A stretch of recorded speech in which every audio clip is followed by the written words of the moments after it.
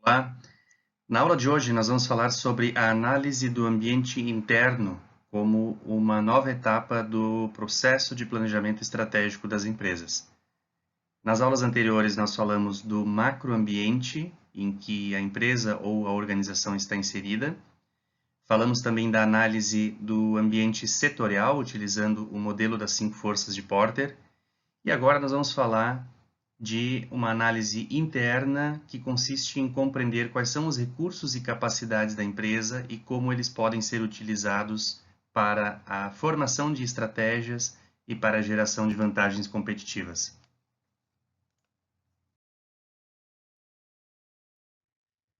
Bom, então, por que as empresas precisam fazer uma análise interna dentro do processo de planejamento estratégico?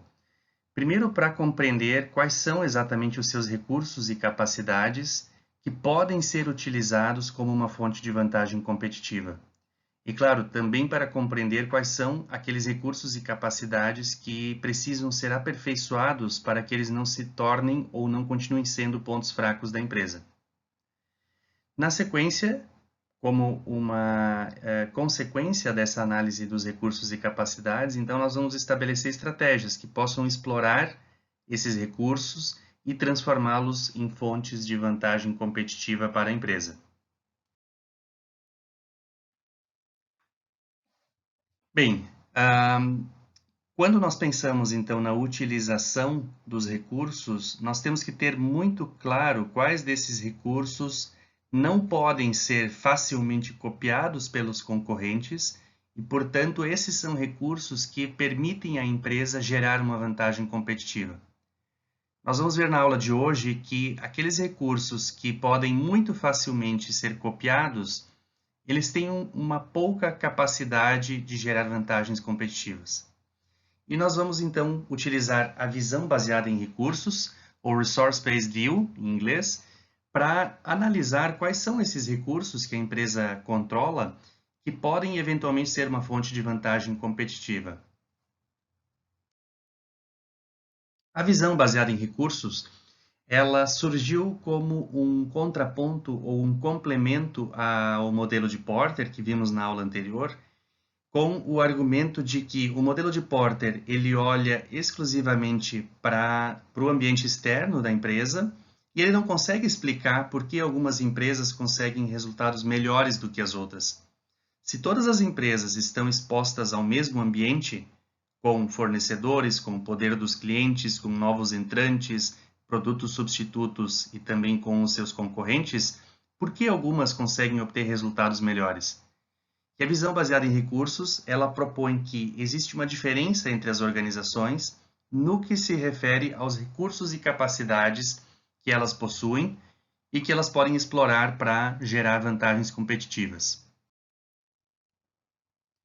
Os recursos, então, são aqueles ativos tangíveis e intangíveis que a empresa controla. E aí, quando nós falamos de recursos tangíveis, são as instalações, são os produtos, são as máquinas, são os equipamentos. Na sequência, nós vamos ver algumas categorias de recursos tangíveis. E em termos de recursos intangíveis, a reputação da empresa, a sua marca, as patentes que ela controla. Em relação à capacidade, qual é a diferença entre uma capacidade e um recurso? A capacidade é a habilidade que eu tenho de me organizar enquanto empresa para utilizar os recursos. Então, se eu tenho uma capacidade gerencial muito boa, ou eu tenho métodos de gestão muito bons, isso significa que eu consigo explorar ou utilizar os recursos tangíveis e intangíveis que a empresa possui. Então, essa é uma diferença importante que a organização precisa levar em consideração no momento de analisar os seus recursos e as suas capacidades. Uma grande importante diferença entre as empresas muitas vezes se dá pelos seus recursos intangíveis, porque eles são muito mais difíceis de serem desenvolvidos, elas precisam ser desenvolvidos internamente, continuamente, e eles são muito difíceis de serem imitados, eles são raros. Então, em geral, nós vamos falar que os recursos intangíveis são, de fato, aqueles que são os maiores propulsores para a geração de vantagem competitiva. O que eu recomendo a vocês é que no momento de analisar as empresas, vocês levem em consideração quais são aqueles recursos intangíveis que são realmente valiosos dentro da empresa e difíceis de serem imitados. Então, uma empresa ela pode, por exemplo, ter toda a tecnologia, todos os equipamentos, máquinas da outra empresa, mas ela pode ser menos competitiva porque ela não domina ou não controla algum recurso intangível como uma marca, por exemplo. Então, se nós compararmos Apple e Samsung, a Samsung ela pode ser capaz de desenvolver produtos físicos, hardwares, com a mesma qualidade da Apple, mas ela ainda está bastante atrás em termos de um recurso intangível que é difícil de conseguir imitar, que é a marca da Apple, que é esse feeling de que os produtos da Apple eles são melhores e as pessoas querem utilizar um Apple pelo que isso significa em termos de reputação. Então, as empresas evidentemente precisam se preocupar com os seus recursos tangíveis, mas em geral, a partir dos recursos intangíveis que se dão as diferenças competitivas. Aqui tem um exemplo de as 10 marcas mais valiosas do mundo em 2019, e isso mostra recursos intangíveis. Então, a gente tem aqui a Amazon como a marca mais valiosa do mundo em 2019. Certamente isso se reflete no valor da empresa e isso se reflete também na capacidade que a empresa tem de explorar vantagens competitivas. O segundo lugar nesse ranking aqui é a Apple, como eu vinha falando agora há pouco. Então, reparem que das 10 primeiras empresas, é interessante essa análise, somente 2 não são americanas, são 2 empresas chinesas. E a Samsung, que compete diretamente com a Apple, ela não está nessa lista das 10 marcas mais valiosas. Ou seja, a Apple faz um grande esforço e fez ao longo dos últimos anos para desenvolver um recurso intangível que é muito difícil de conseguir comparar, de conseguir imitar e utilizar. Bem, então nós temos aqui os recursos e capacidades das empresas, eles estão divididos em 4 categorias, essa é a análise que eu recomendo que vocês façam. Então nós temos os recursos financeiros, recursos humanos, recursos organizacionais e recursos físicos. Quando a gente fala de recursos financeiros, é bastante óbvio, são os recursos, então o dinheiro que a empresa tem de qualquer origem, que ela pode utilizar para criar e implementar a sua estratégia. Então, nós estamos falando aqui de aportes dos sócios, dos acionistas, empreendedores, credores, bancos, eventualmente recursos da família. E levem sempre em consideração que aqui pode ter um grande limitador para aquilo que a empresa pode fazer em termos de estratégia. Então, se a empresa ela tem o desejo de se tornar uma líder em termos de inovação no seu setor, ou ela gostaria de ser reconhecida no mercado por lançar produtos inovadores, ela também precisa ter recursos à sua disposição, recursos financeiros, para dar suporte a essa estratégia. Do contrário, ela vai ter uma linda estratégia no papel, mas ela não vai conseguir operacionalizar.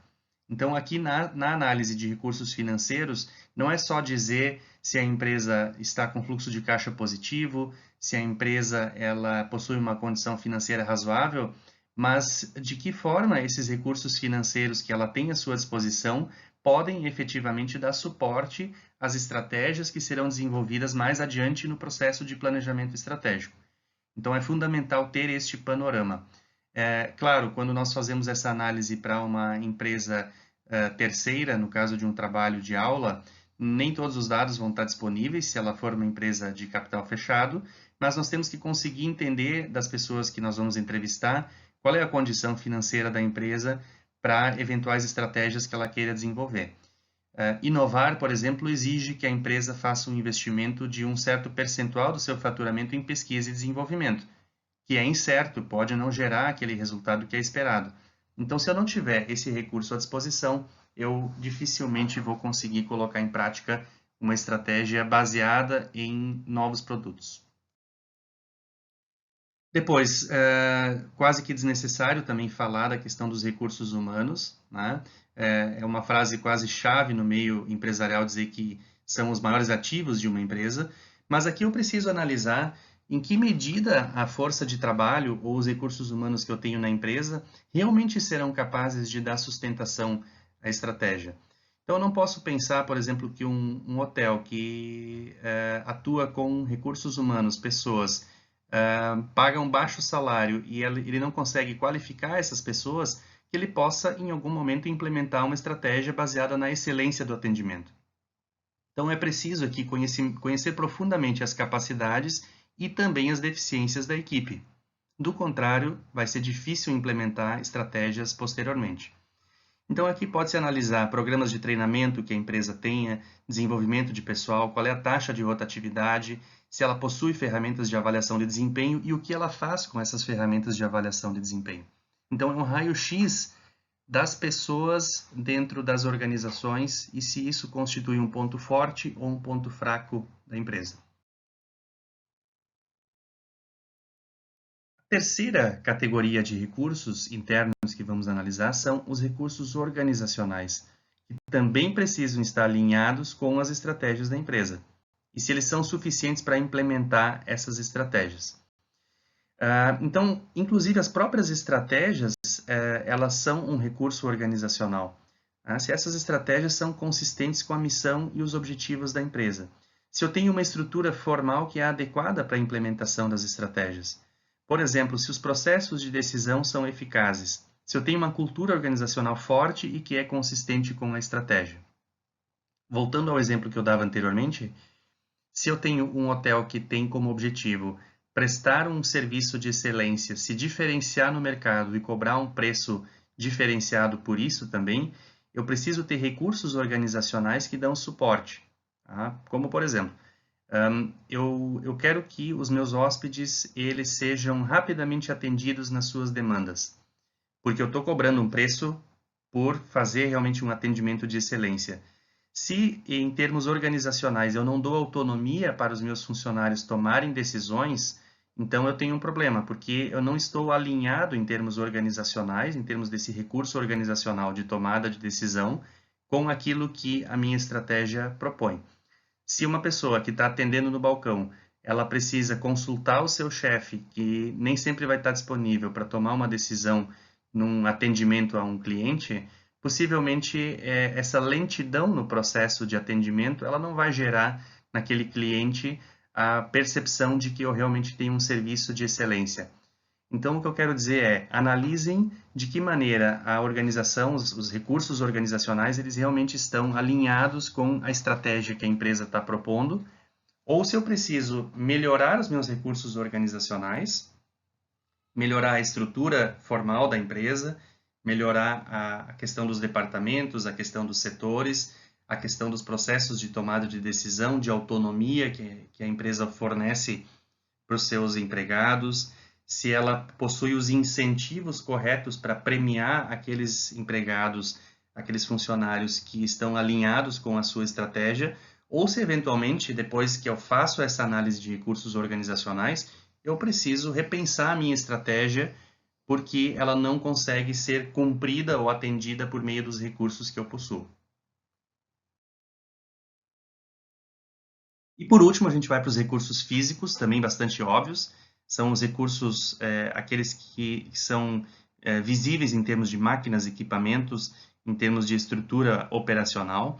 Então, aqui eu vou avaliar se a tecnologia que a empresa usa é atualizada, se a capacidade produtiva ou de atendimento aos clientes em termos de serviços é adequada, se eu possuo uma rede de distribuição correta, se as fontes de suprimento que eu tenho são confiáveis e eficazes.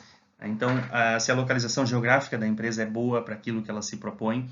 Então, aqui eu estou falando realmente daquilo que é físico, que é absolutamente tangível e que eu também preciso avaliar em termos de recursos internos da empresa. A minha sugestão em relação a essas 4 categorias de recursos para fazer a análise interna é: elaborem um pequeno questionário com 3 ou 4 perguntas para cada categoria e façam uma entrevista com as pessoas da empresa para que elas possam dizer para vocês o que elas percebem.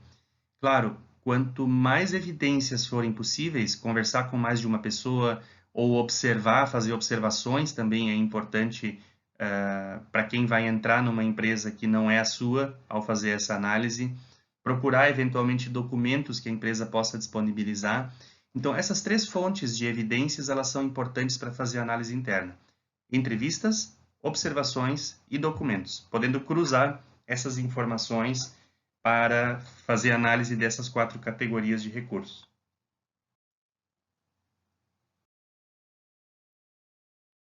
Bem, feita então essa análise dos recursos e das capacidades que mencionamos nos slides anteriores, nós vamos para a visão baseada em recursos.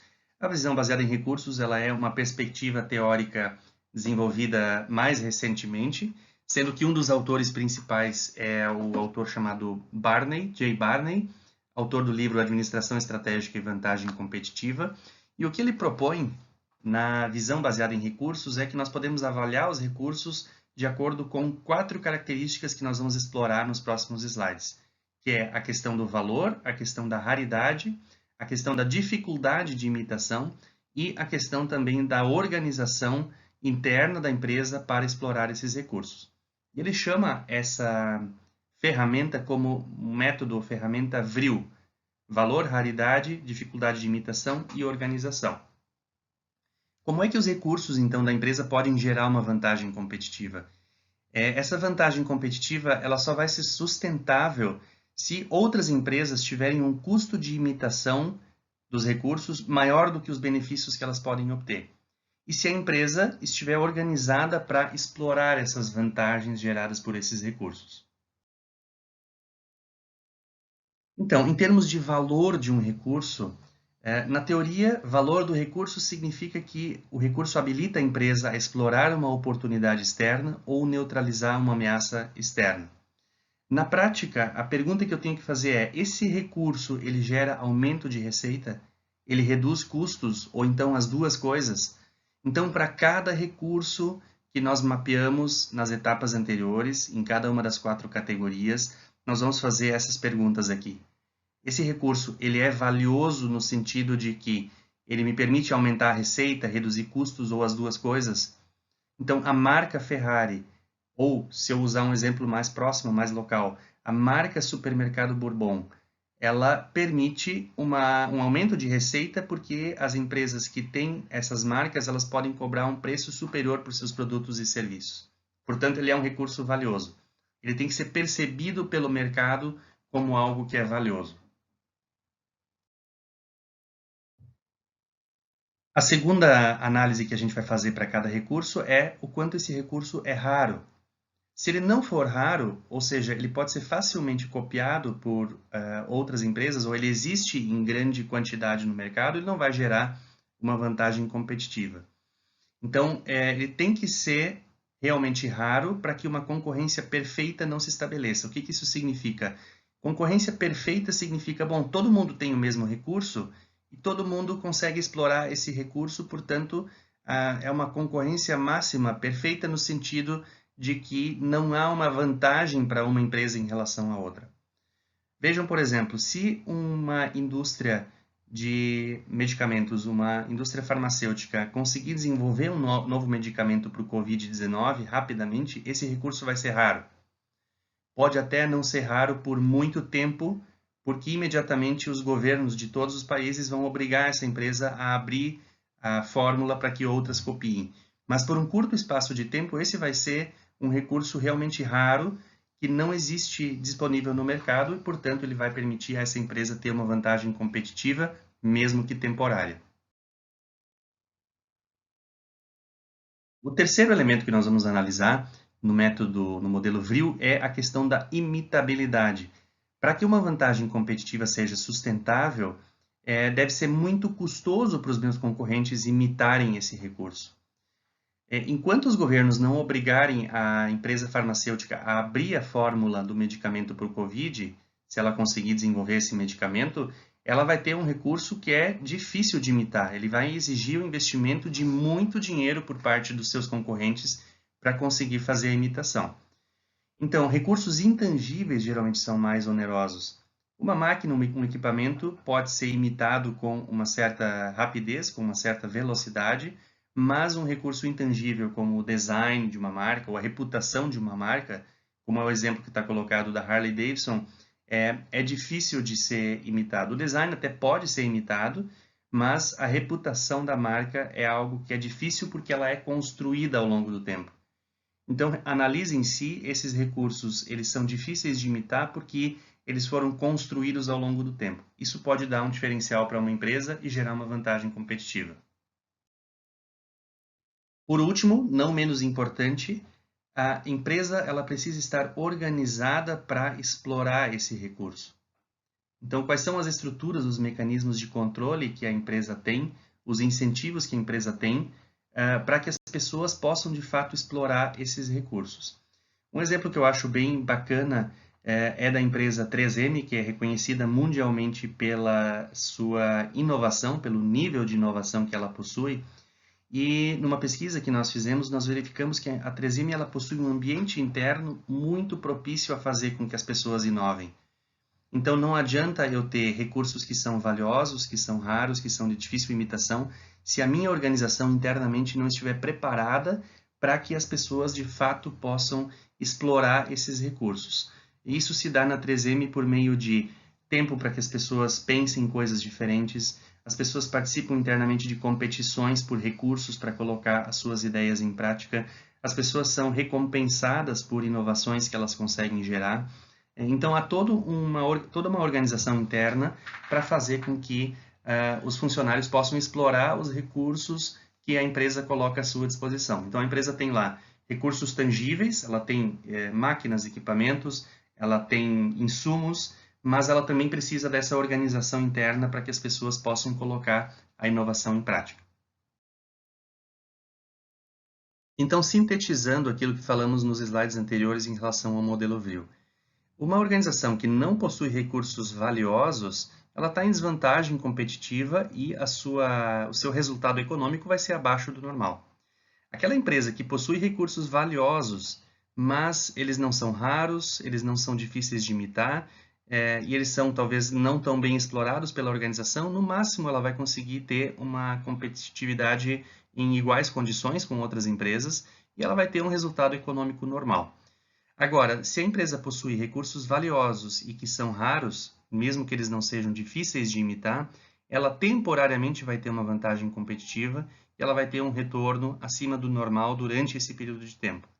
O cenário ideal, e é muito provável que as empresas que vocês vão analisar, parte delas não esteja nesse patamar, é de um recurso ou de um conjunto de recursos que são valiosos, raros, difíceis de imitar e são muito bem explorados pela organização. É isso que vai gerar uma vantagem competitiva sustentável por um bom período de tempo e com implicações econômicas, gerando resultados acima da média do mercado. Então vejam, para sintetizar e exemplificar aquilo que nós estamos falando, nós não podemos ter somente um recurso ou alguns poucos recursos ou atividades dentro da empresa que tenham as características que falamos anteriormente. Eu preciso, para conseguir gerar uma vantagem competitiva sustentável, que todas as atividades ou um grande conjunto de atividades desenvolvidas pela empresa se encaixem entre si e se reforcem mutuamente. Então eu coloquei aqui o exemplo da Disney. As pessoas que visitam a Disney, elas dizem que tudo é feito para encantar os seus clientes, as pessoas que fazem as visitas. Não é apenas uma atividade que é bem executada, todas elas precisam ser bem executadas. Todos os funcionários precisam estar preparados e empoderados para atender e encantar os clientes. Então, a vantagem competitiva de uma empresa ela está no sistema de atividades, não nas partes. Se eu tenho um recurso ou uma atividade que atende às características de valor, raridade, difícil imitação e a organização preparada para utilizar, isso pode não ser suficiente.